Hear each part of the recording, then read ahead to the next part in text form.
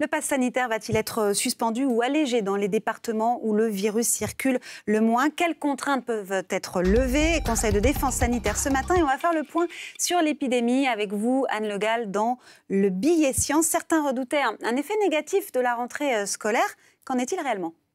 Alors jusqu'ici, tout va bien. Les courbes de contamination continuent de baisser dans toutes les tranches d'âge. Donc clairement, on ne prend pas le même chemin que l'année dernière. C'est rassurant, il faut y voir un effet de la vaccination.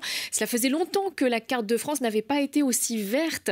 L'incidence au niveau national est repassée en dessous du seuil de 50 cas pour 100 000 habitants. Et ce matin, en métropole, seuls 23 départements restent dans le rouge, essentiellement en Île-de-France et dans le sud-est. Alors, vu que la rentrée s'est bien passée, Anne, et que 75% de la population a reçu au moins une dose de vaccin, est-ce qu'on va pouvoir passer un hiver tranquille ?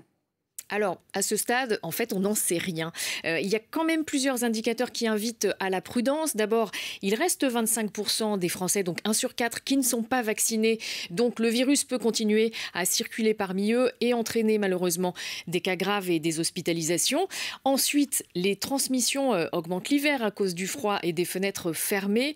Si on ajoute à cela la fin du masque dans les écoles, dans les départements les moins touchés, le retour des gastro et des rhumes qui indiquent quand même qu'il y a un certain relâchement sur les gestes barrières et la fin de la gratuité des tests qui pourrait rendre la surveillance du virus moins efficace, eh bien, on voit que l'on entre dans une période d'incertitude. Il est encore trop tôt pour se réjouir, sans compter qu'on n'est pas à l'abri d'un nouveau variant, même si aujourd'hui le Delta reste largement majoritaire. Et puis Anne, le taux de reproduction du virus, il a tendance à remonter légèrement. Est-ce que c'est inquiétant ?